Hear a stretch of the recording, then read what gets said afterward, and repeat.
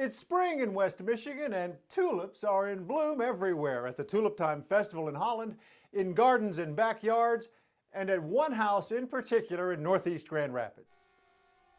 There are about 8,000 tulips in bloom at this moment. The weather we've been having has actually done really well for them. My name is Myles Lawton, and I live here in Grand Rapids. The inspiration was just my childhood enjoyment of growing things at my parents' house. Once I got my own house, just expanding it on my own and bringing, joy to the community. You can see there's some in there that haven't even opened yet. It's a really simple thing to grow and to plant.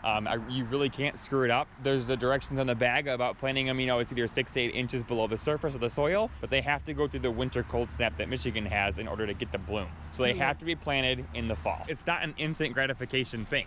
You plant them, 5 or 6 months ago, and you have to wait until now to see them. It's a slow process, and it's exciting once the snow is gone to actually see them start to pop through, and then as the weeks and days progress to see that bud form and then the color to pop through. It's that one exciting pop of color after a hard Michigan winter. It went over so well last year. I'm like, I definitely need to expand, and so I added this front sidewalk out here where there's 6,500 bulbs lining both sides of the front. I just keep amplifying and building up the bulb count to make sure that I have a great display here. They're really pretty. They have a very short lifespan, anywhere from 2 to 3 weeks. I will have a lot of flowerless stems here, and it is sad to see, but I look forward to adding to them in the fall and then looking forward to them again next year. What's the pleasure in it? The colors are just vibrant and beautiful, and then also just the people that come and stop and say hello and talk to me and bring their kids and walk through the yard and just thank me for doing it, and that's why I continue to do it. Myles Lawton says he learned a lot of what he knows about tulips during visits to the Tulip Time Festival in Holland.